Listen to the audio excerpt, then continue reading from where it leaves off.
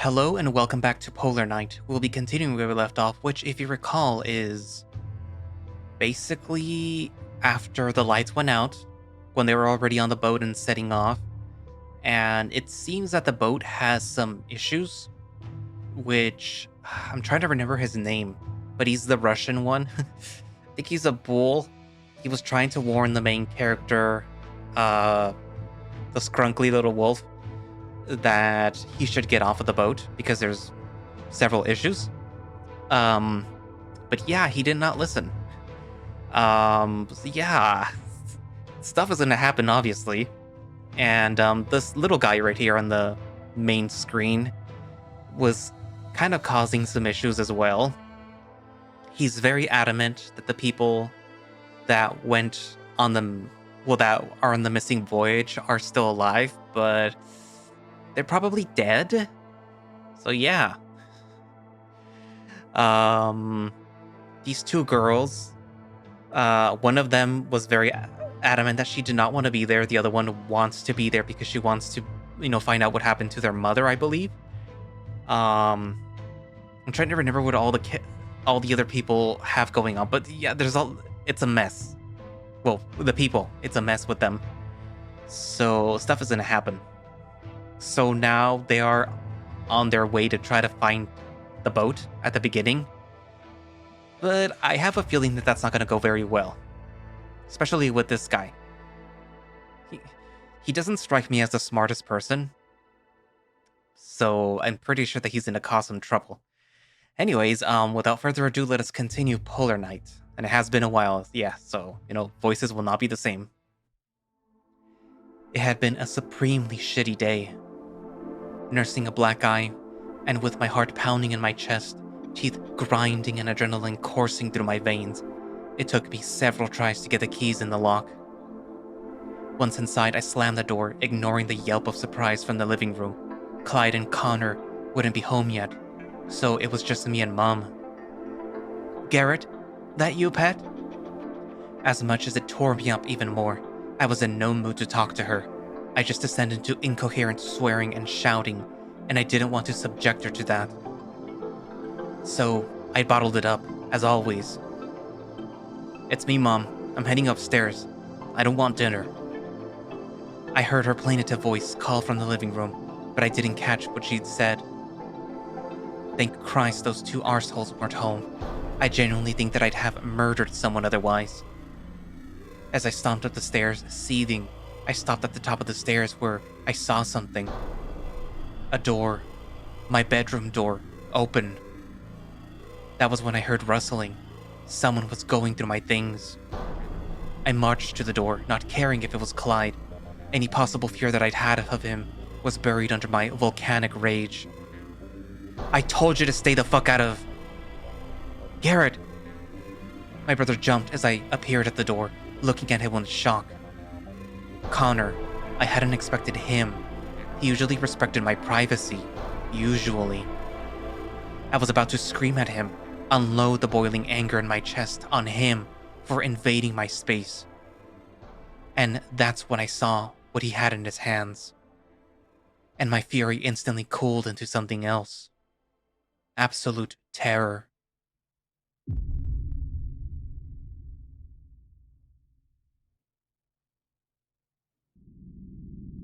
When I jolted awake, my heart was pounding in my chest. My jaw hurt. I'd obviously been clenching it during the night. It took a few moments for me to remember where I was. The gentle rolling of the Sylvia quickly brought me back. I buried my face in my hands, choking back sobs. My limbs trembled, and the adrenaline still coursed through me. I practiced my breathing, closing my eyes and taking deep, shuddering breaths. It was something that I'd been taught by the last person that I'd have ever expected to learn something like this from. And to make it sting even more, it actually worked. In, count to 3. Hold, count to 4. Out, count to 5. After a few minutes, my heart slowed and my breath came easier, and the shivering ceased. I opened my eyes, wiped my tears, and finally took in my surroundings. It was still dark out, though at this time of the year this far north, that didn't mean much. I rolled over and grabbed my phone on the bedside table. 7:48 a.m. My eyes still burned from the tears, but also fatigue. I'd barely slept at all, and even when I had finally dropped off, my nightmares ensured that it was not a restful one. I yanked off the covers and swung my legs over. The temperature in the room was uncontrollably cold. I padded over to the radiator and gripped it. Fuck me. Ice cold. Does anything work on this fucking ship? A loud rumble from my belly caught me off guard. I realized I hadn't eaten anything since lunch yesterday. My stomach folded into a knot. Breakfast wasn't until 8:30. Less than an hour, but it might as well have been years away. With a heavy sigh, I padded into the bathroom. Might as well shower and get dressed. My thoughts had been so preoccupied with my stomach that I'd forgotten the lack of heating just seconds ago. The moment the ice water hit me, I admit, I yelped like a pup whose tail had been trodden on.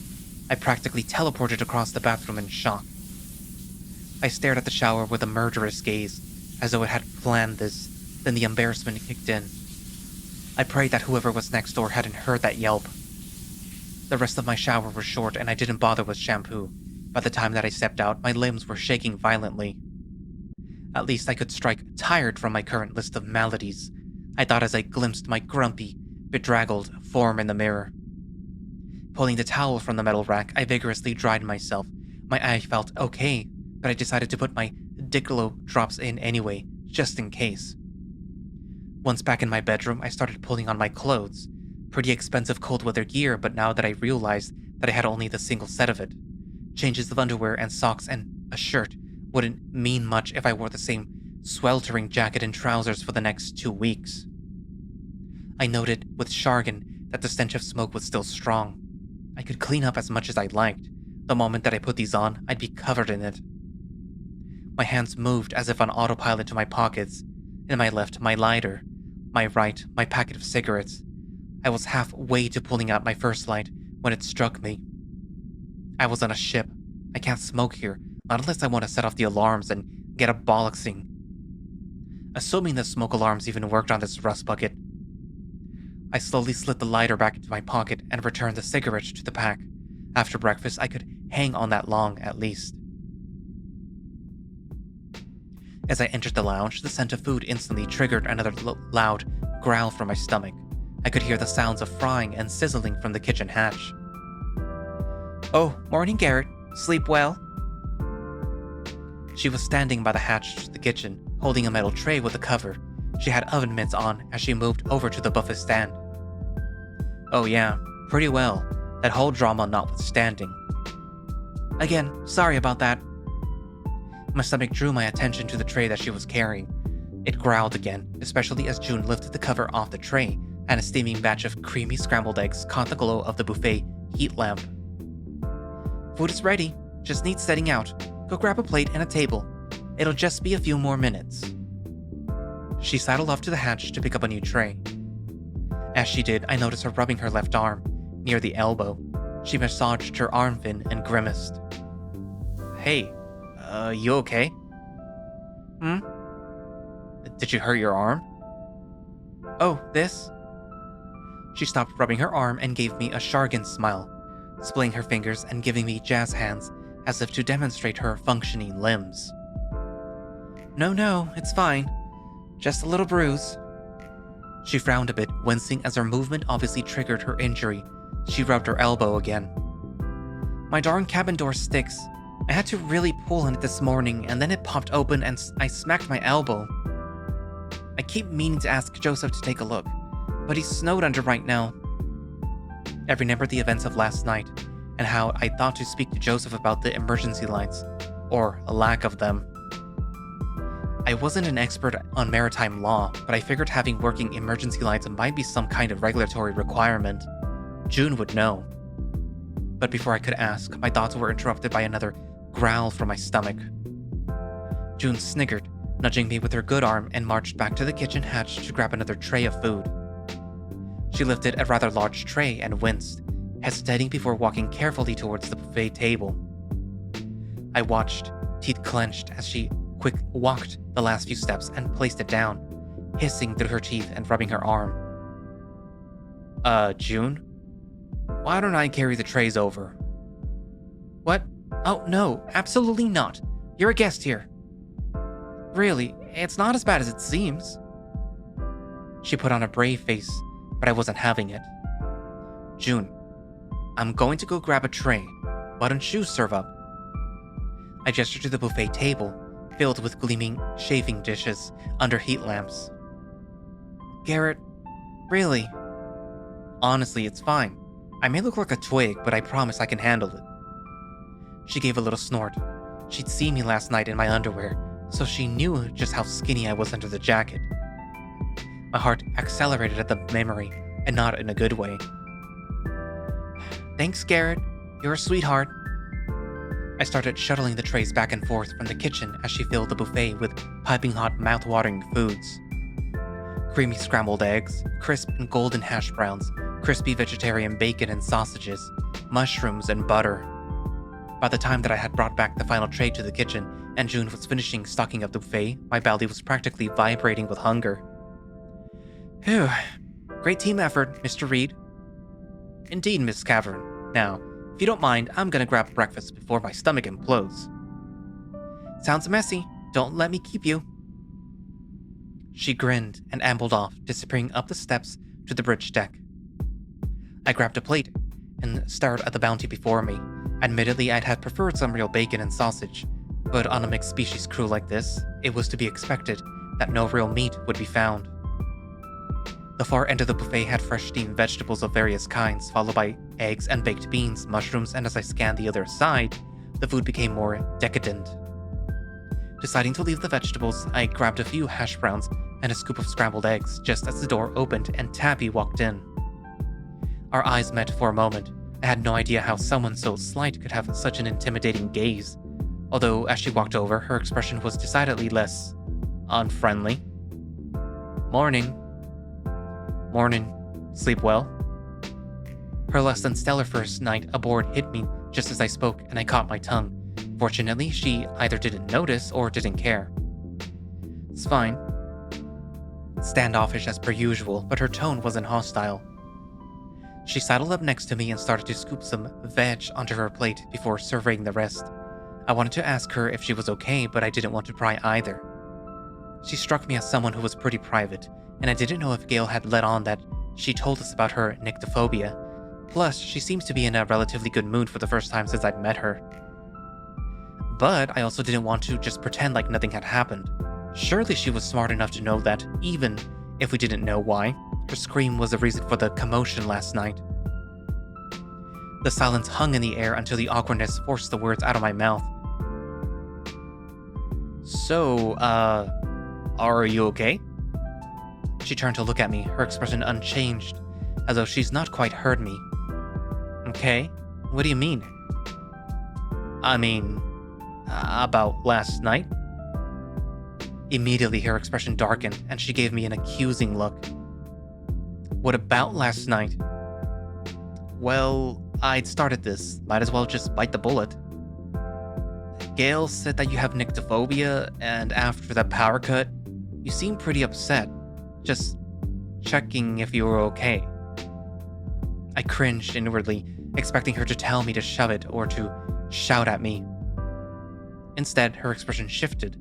I couldn't tell what she was feeling, but I could say that she didn't seem pissed at me at least. Just, if you wanted to say something, I'm sorry for sticking my nose into your business.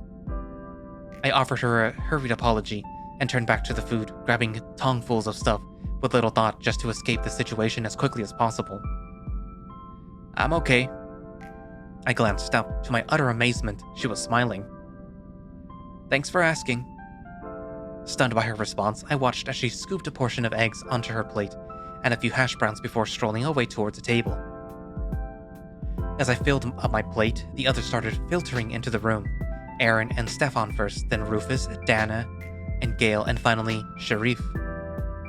I stepped away from the buffet as they all crowded around, picking up a hash brown and popping it into my mouth. It crunched satisfyingly in my mouth, overriding the pain response from being slightly too hot. There was a smoldering of chat as people helped themselves to the buffet. I noticed Dana looked pretty rough. Bags under her eyes, unfocused gaze. goddamn, how long had she stayed up drinking? I guess that was why she had not appeared during last night's kerfuffle. One by one, they spread out across the lounge, clustering into groups. Stefan, Sharif, and Aaron were seated at the top of the conference table we'd had our meeting at last night.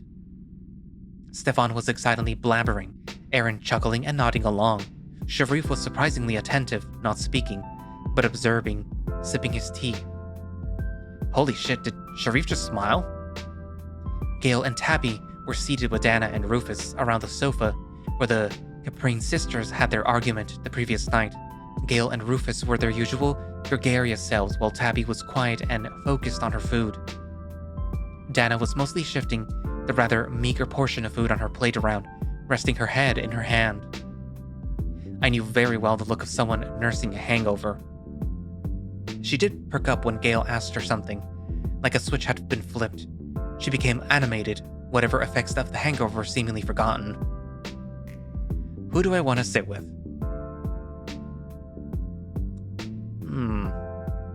If I recall correctly, the possum's name is Stefan.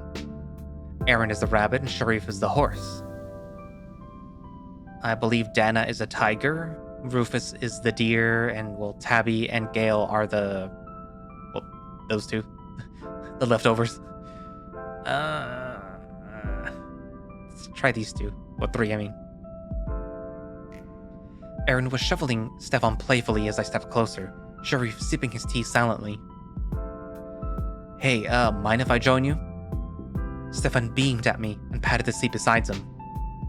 Of course you can. Sit your ass down. I sat by him while Aaron was on his opposite side.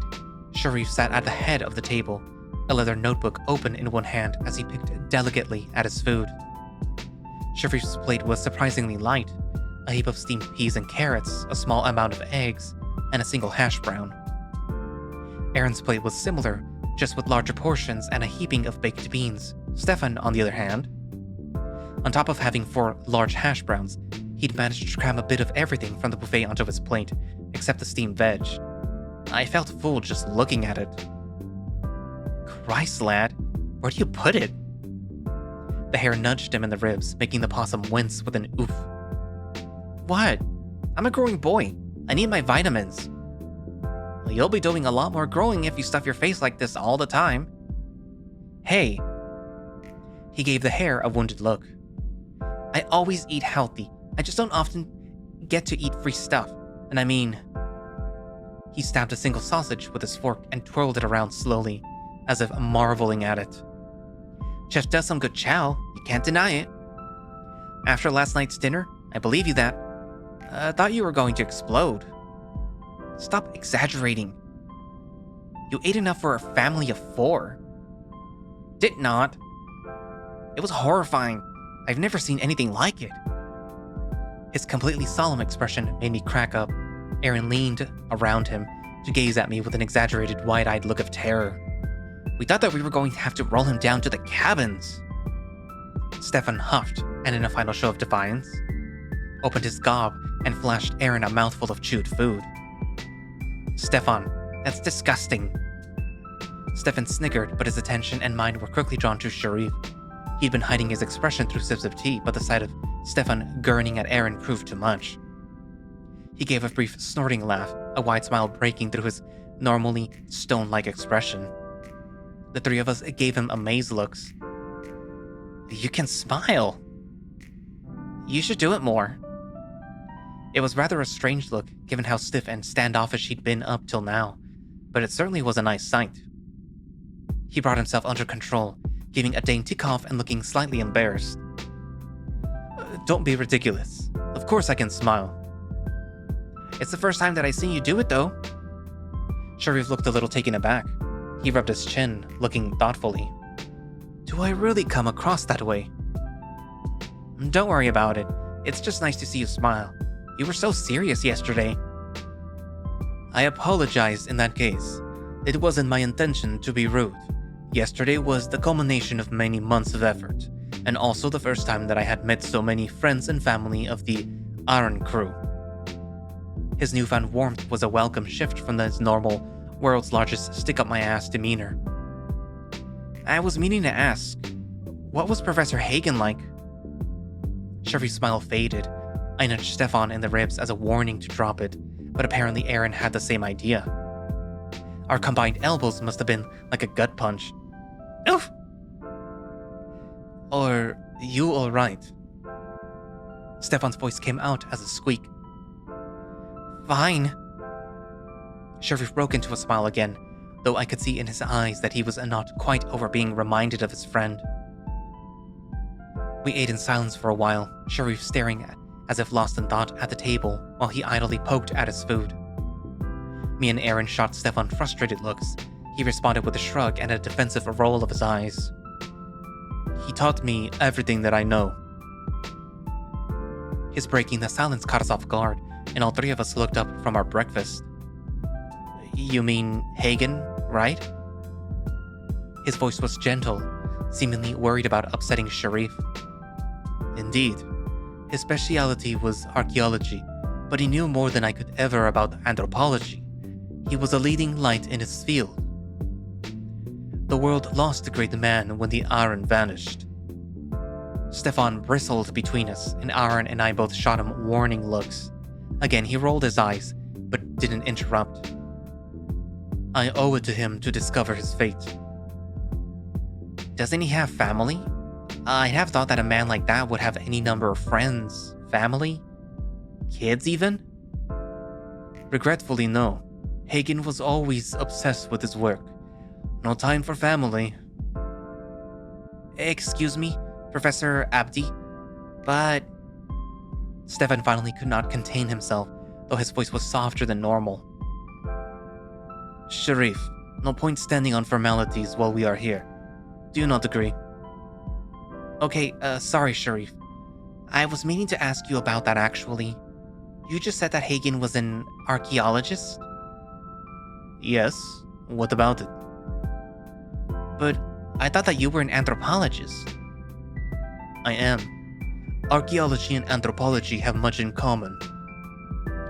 My field focuses on the study of sentient societies, although my particular focus is on the ancient societies of the Mosaic period. Wow, really?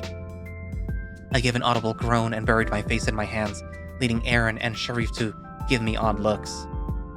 Have you ever read Distant Origins by Rupert Gadaya? Stefan, could you please leave this till later?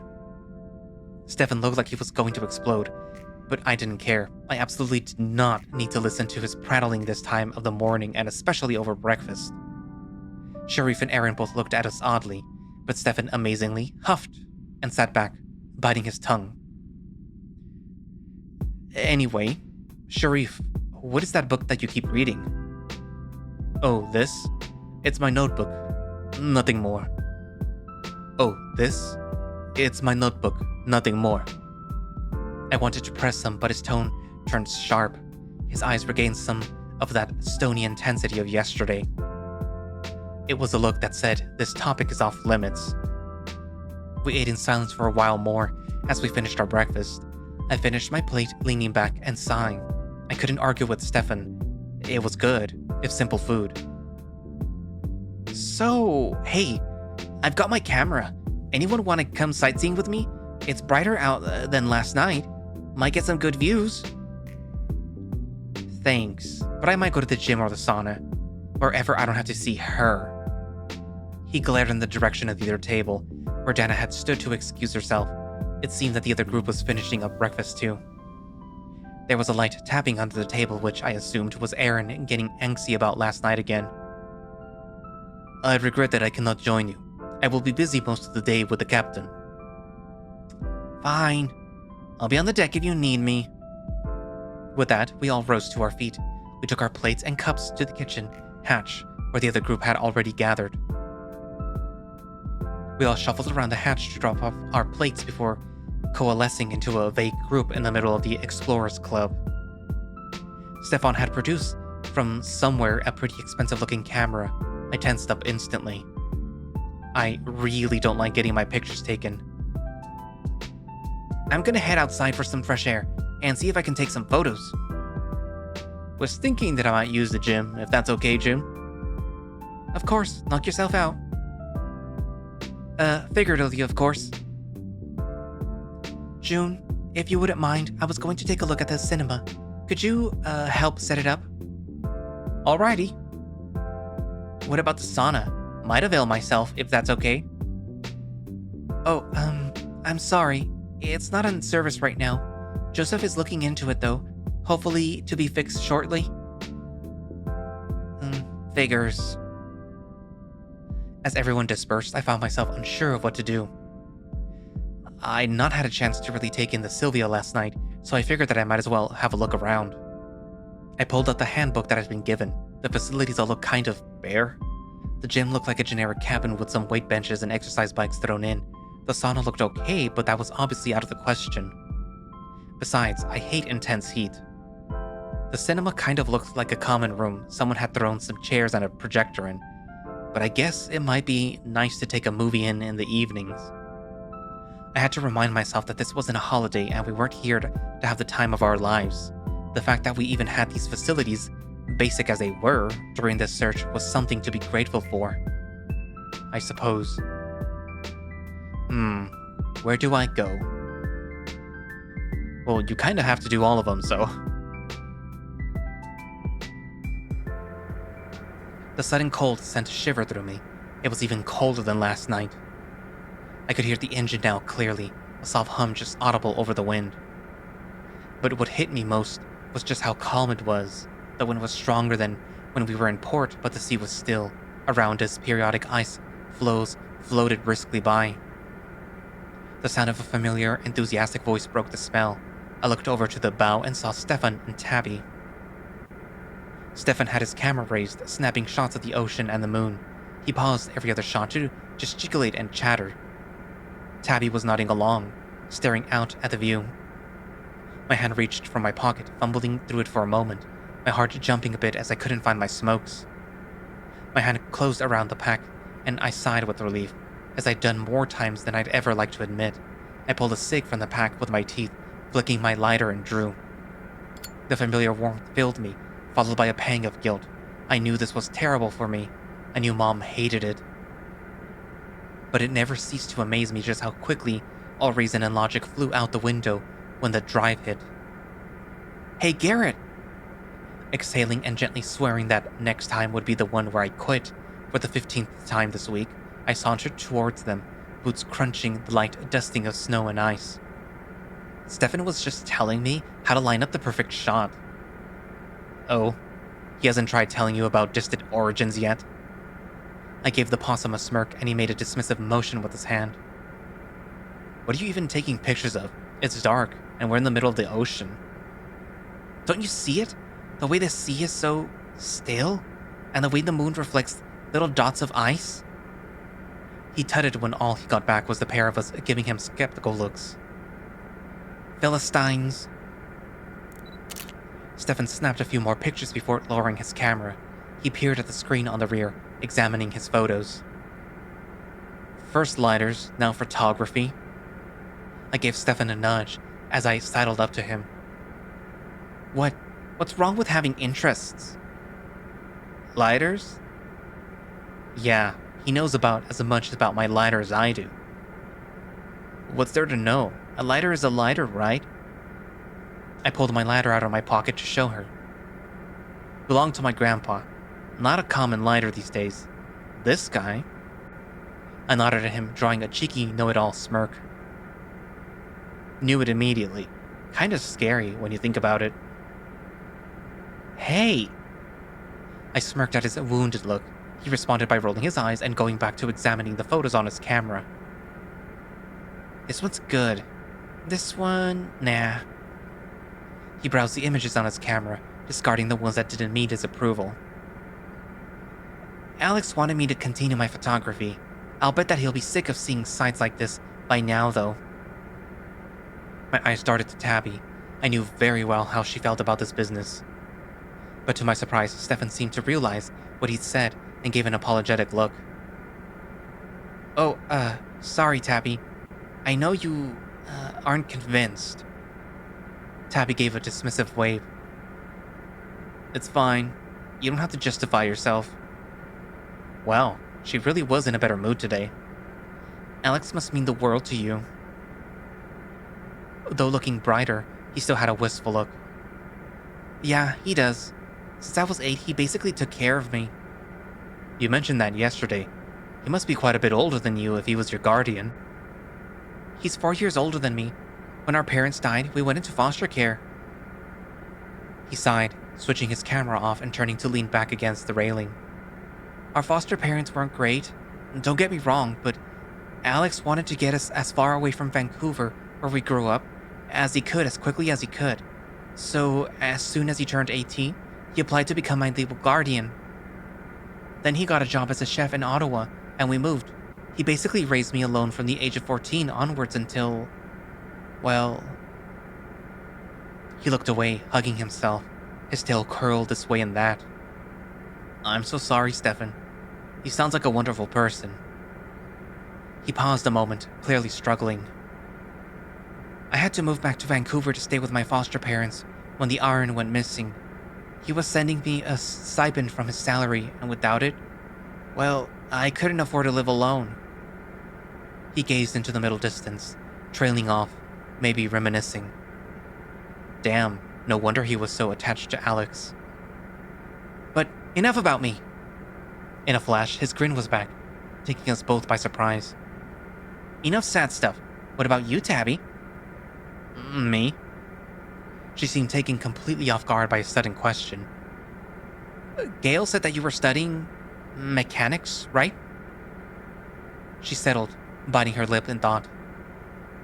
Yeah, Clark Uni. I work in a garage part-time. I admit I was surprised. Tabby didn't strike me as a gearhead. Although the more that I thought about it, I didn't know what a gearhead would look like. I wondered if I struck anyone as a Sparky.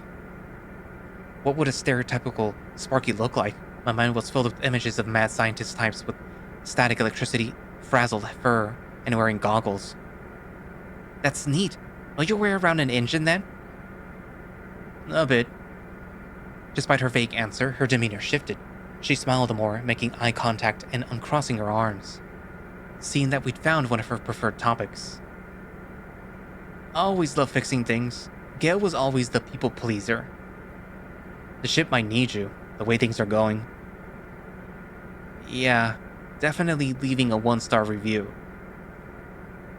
Me and Stefan exchanged looks, not sure how far to press. Look, I know you both know, okay? Gail isn't as subtle as she thinks. I do appreciate you asking if I was okay, Garret. And I'm not ungrateful for you guys coming to check on me. But it's not something that I want to talk about, okay? Of course. I understand. That said... She had a thoughtful look, staring back at the Sylvia's lounge. I'm pretty sure functioning emergency lights are a legal requirement for a ship. That's what I was thinking. And this morning, the heating was off. Oh, I know that. I heard Garret make the discovery myself. He gave me a toothy grin and Tabby smirked. Hey. To be fair, I think everyone heard Garret. Oh, fuck you guys.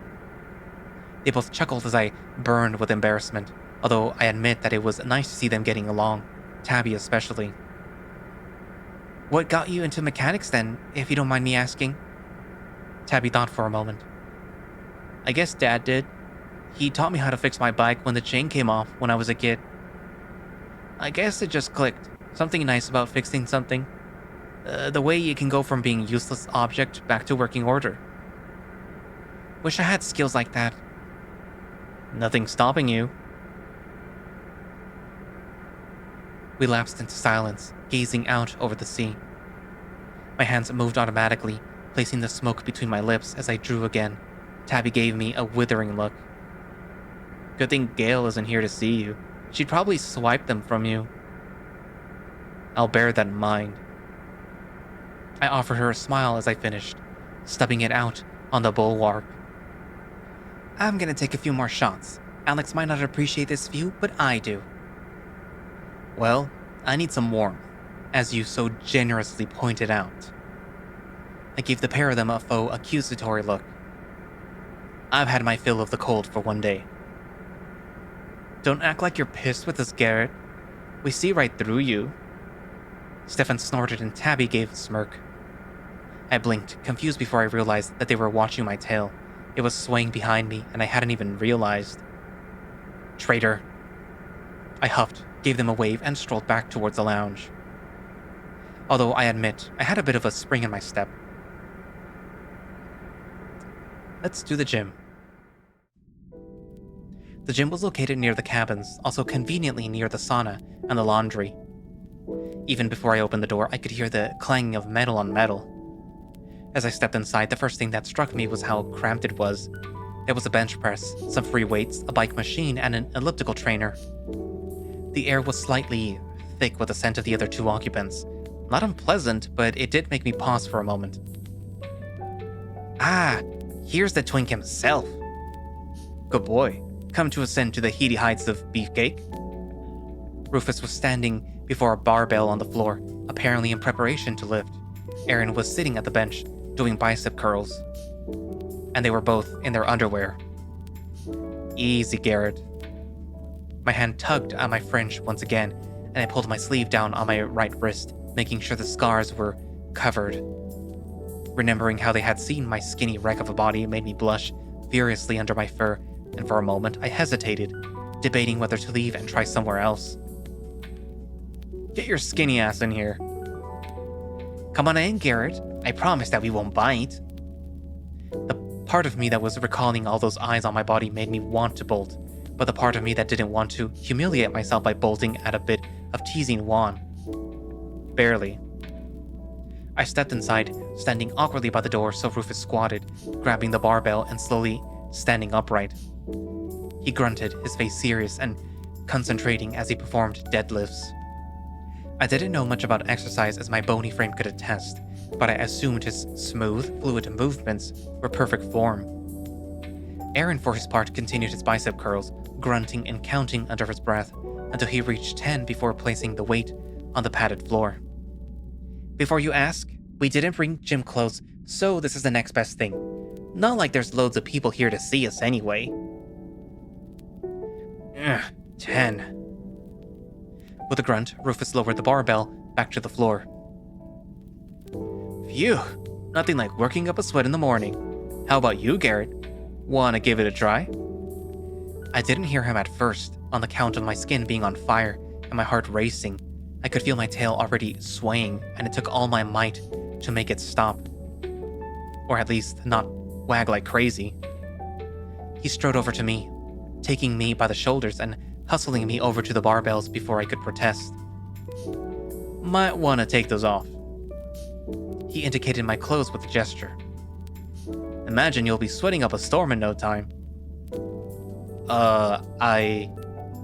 Maybe I was shaking a little. The moment that he realized the possibility of stripping off, the vague embarrassment and warmth in my fur turned to cold red, and it pulled away from him.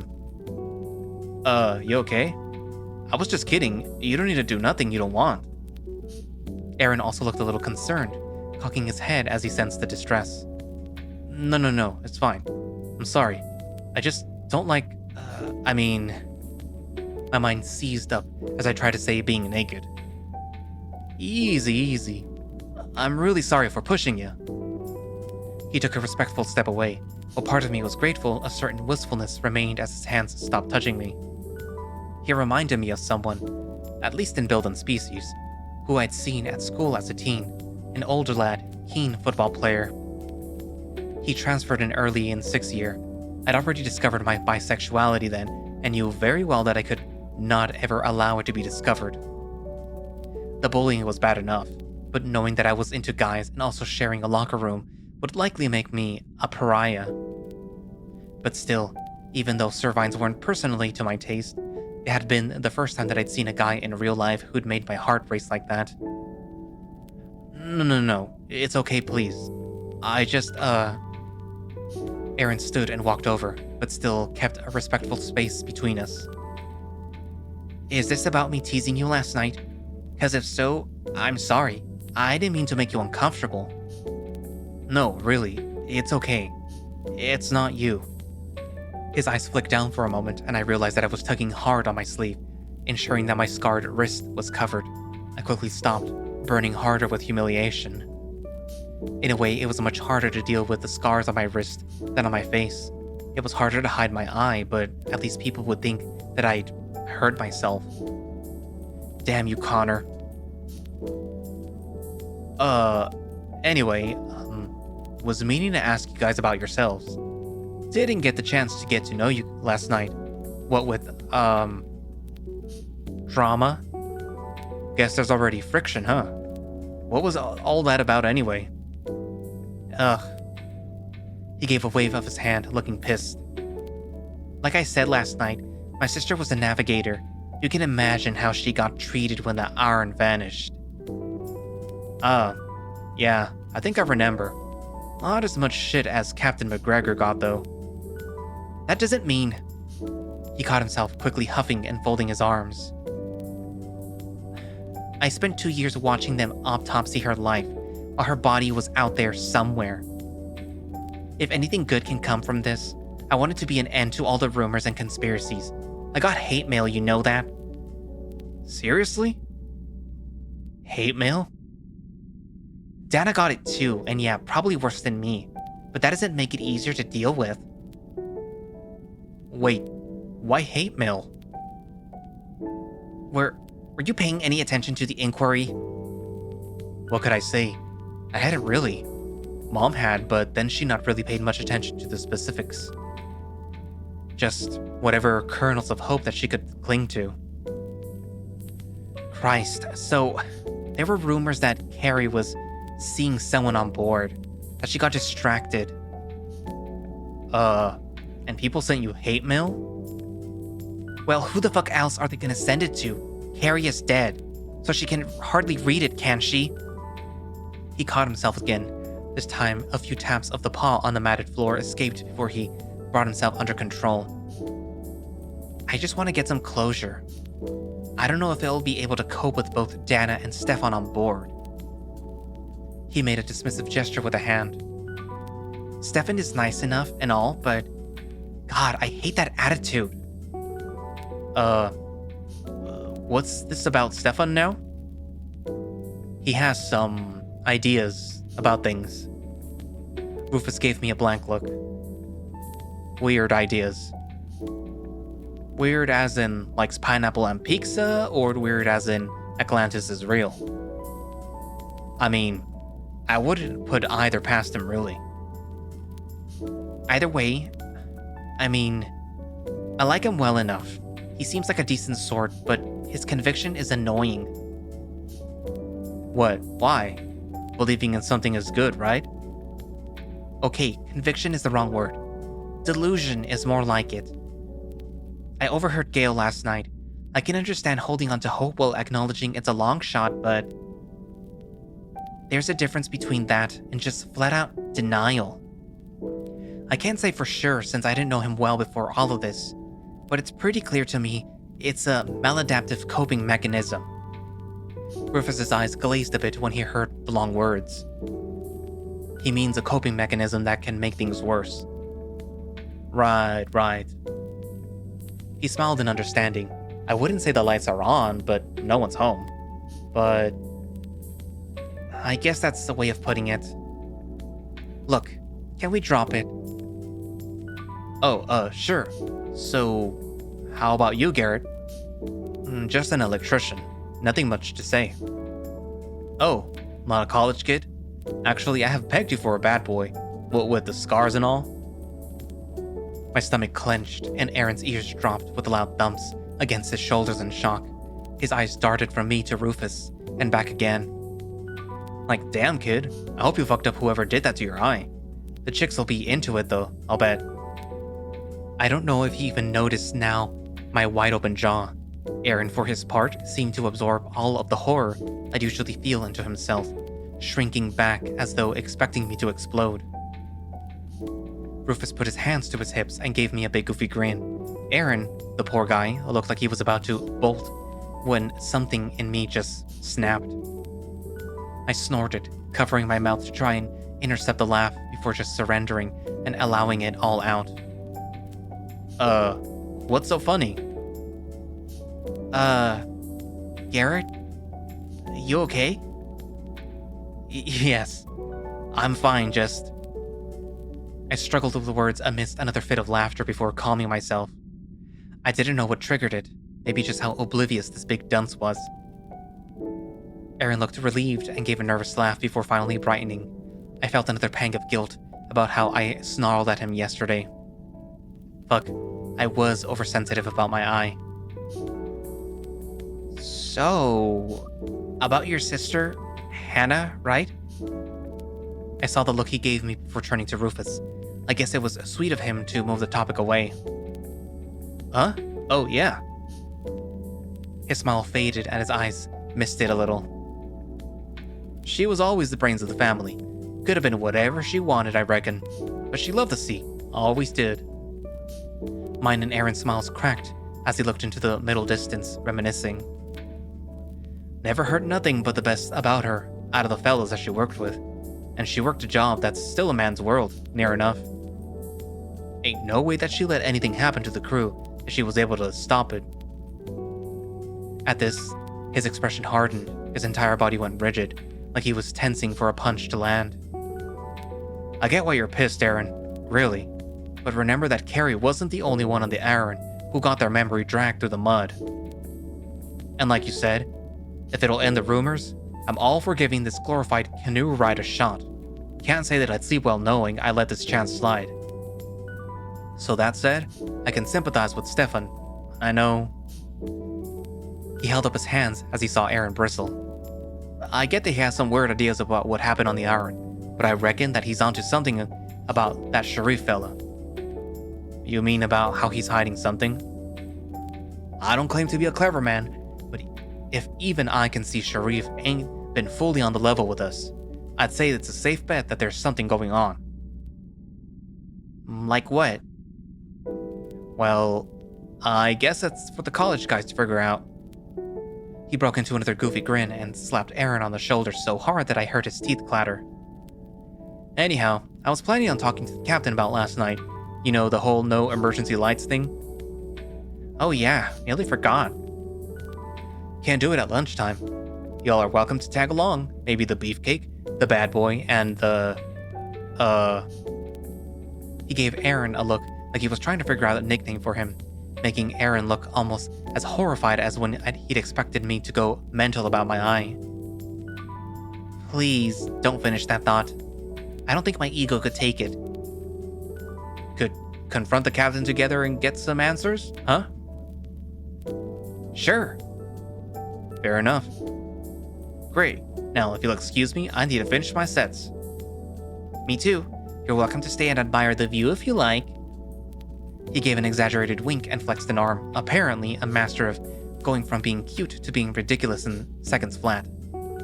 I rolled my eyes and gave a dismissive wave, but left them to their devices a little more cheerful than when I entered at least. Look for the cinema. The cinema, such as it was exactly as it appeared in the handbook, a large, bare room where cheap plastic chairs had been arranged in front of a projector. Dana, June, and Gale were huddled around a shelf, chatting amongst themselves. June turned to look as I entered, grinned, and waved me over. Hey, Garret. Dana and Gale also glanced over. Gale smiled while Dana looked nonplussed. We were thinking of watching something, but couldn't really decide. More to the point, there's not much choice. I scanned the shelf full of DVDs, and I wasn't impressed by the selection. Rom-coms, family-friendly rubbish, sentimental mush. I wouldn't mind, but there wasn't even any decent family-friendly stuff, like classic animated movies or Voxer stuff. Tough choice. Come on, guys. Just try to get into the spirit. I'd sooner hang myself forever than watch this dross. Me and Gale both snickered, but June looked genuinely hurt. Sorry. I know you're trying. I mean, we could just chat. I just realized that I don't know much about you, June. Oh, me? She looked surprised. I mean, not much to say really, just a seafarer trying to make my way into the world. Seems an odd choice of seat affair, if you don't mind me saying. I'd have figured that you want a ship in the Caribbean. That way, you can take a dip whenever you want. I'm not much for the heat. Which isn't to say that I wouldn't love a dip in warmer waters, but just thinking of the constant heat in that climate makes me itch. I'm curious, actually. Did you train for this job, or was it just something that you picked up?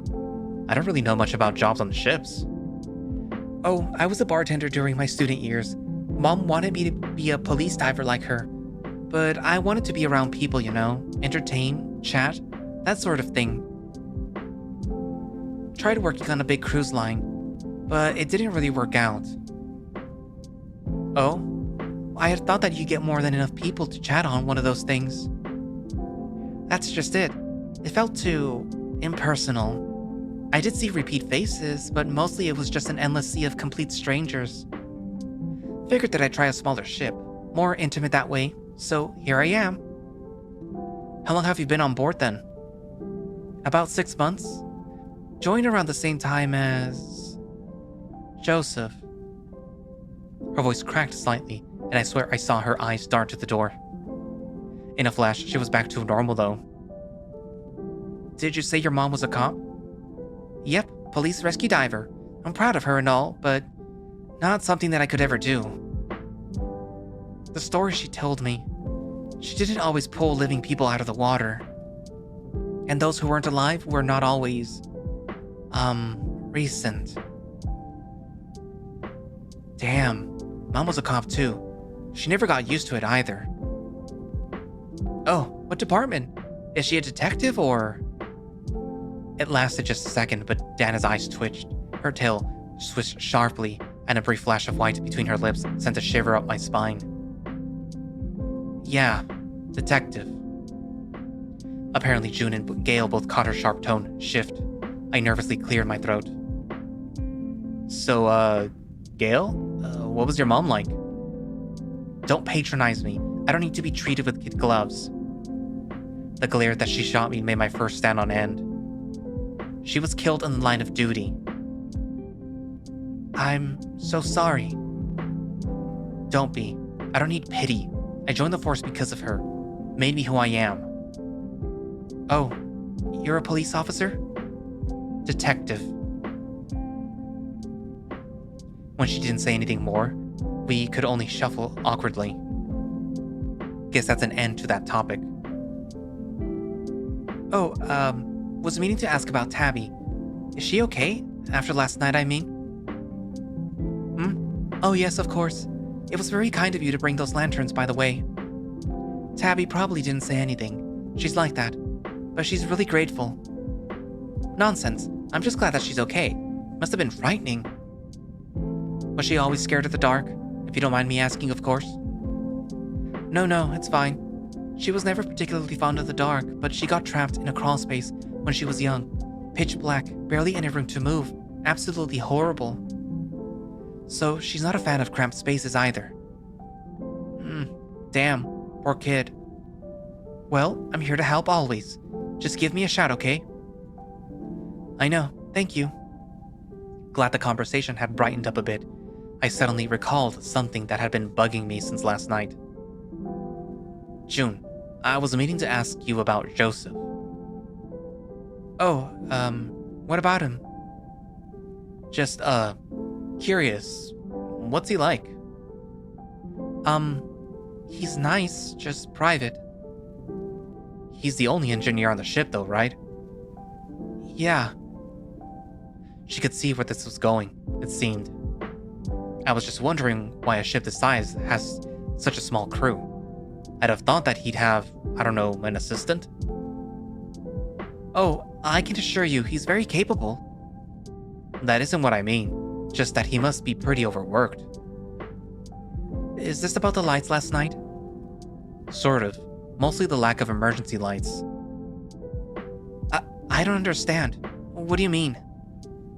I don't know much about ships or anything, but isn't it like a law or a regulation that ships need emergency lights in case the main power goes down? Well, I think the captain would know more than me. Pretty sure it's a legal requirement. Not my area of expertise, of course. Oh? Well, like I said, best to ask the captain. I can ask him for you if you like.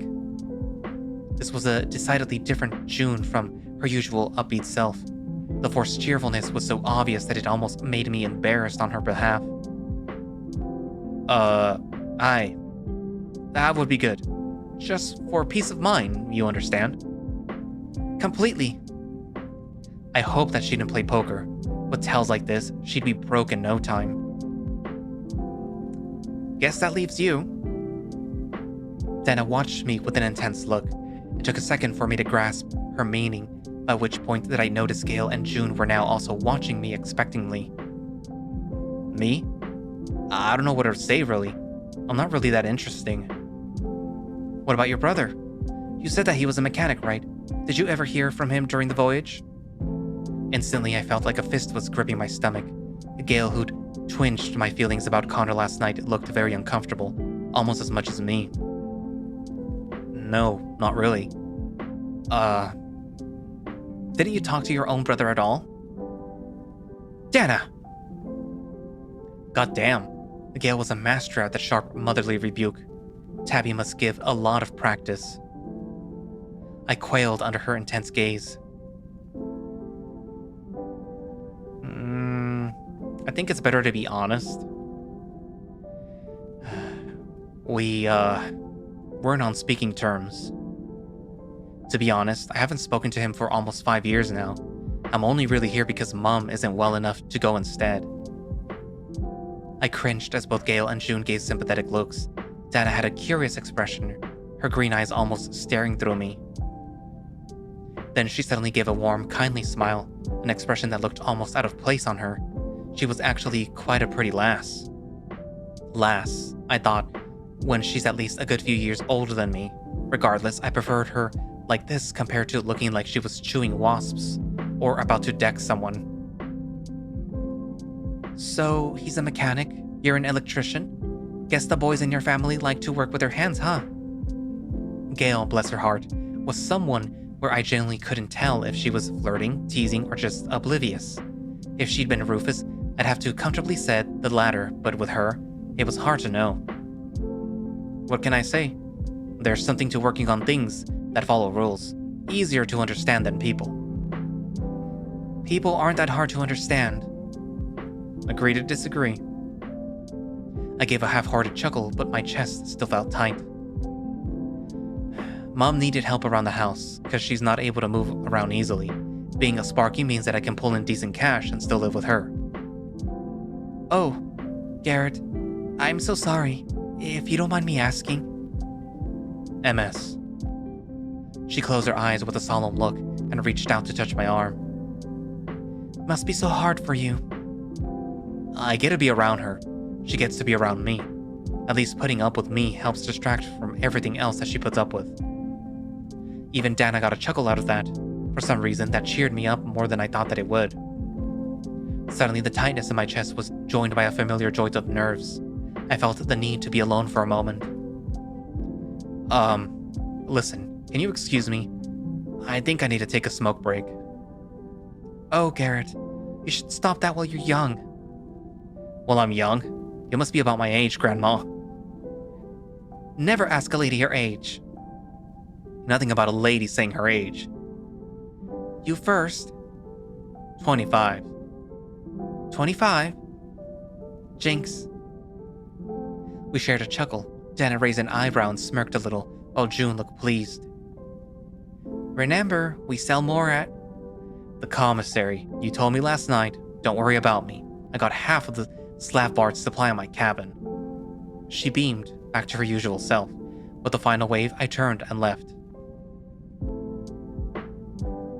Having had a chance to tour my home for the next couple of weeks, I felt the familiar hunger pangs, triggered by the scent of warm food wafting through the ship. And that's where I'm going to leave it for today. So, this is actually a longish update, and I have to separate it into 3 parts, so yeah. So we got to see some of the facilities in the boat. We saw the gym. We saw Aaron and Rufus exercising. Obviously Aaron was aware of what was happening, when Rufus was trying to get Garret to join in, and he was like, "Oh crap, this idiot." Um, Bless Rufus's heart. He's such an idiot. I mean, I guess he doesn't know what's happening, so it's not completely his fault. But Aaron knew.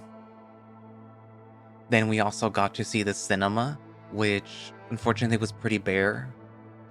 So it's just basically chairs, probably a projector or something, and some dumb movies. And I think it's kind of obvious that either these movies belong to June, or she just sort of picked them out and hoped that they would work. This was probably her idea to begin with. So, well, um, the girls also found out, why Garret is there, and that he's basically not there because he wants to be. He's there because he wants to be for his mom's, I guess, peace of mind, or just sort of to help her find out what happened, either to move on if, Connor is dead or he's just never found, or rescue Connor, which highly, doubtful that they're going to be alive. And of course, there was a little conversation between Stefan and Tabby and Garret when they were outside. Um, yeah, this little possum, he kind of gives me the vibes that he's gonna do stupid things. I don't know. It's just it's kind of the person that gets people killed in a horror movie. So, yeah, that's the vibe that he gives me. Yeah. Anywho, so what are your thoughts so far? I was gonna say, who do you think is gonna die first? But I guess you could write that. Technically, people probably will die in this story because it's implied that there will be gore as the story progresses. And I'm assuming people die. I mean, like, look right here. Axe. There's an axe right there. Anyways, write down in the comments. And thank you all for watching / listening. If you would like to play Polar Knight yourself, you can do so by going down to the description for the Polar Knight VN Twitter page link, which will take you to the itch.io page. I mean, you could also find it there if you know how. I'm not going to tell you how because, I know there's minors here and I don't want them to be accessing things that they shouldn't. Even if this will not have any not safe for work stuff, that usually relates to intimate moments. It'll have gore, it'll have plenty of that, but Anywho, also to their whatever form of support that they have, either Patreon or Coffee or whatever, I will link that down. And along with my coffee too, in case you want to, support me. I do have a coffee. I do appreciate when people donate to my coffee. Yeah. But yeah, all of that will be down in the description. I guess that's it for now, and I will see you guys in the next video. Bye-bye.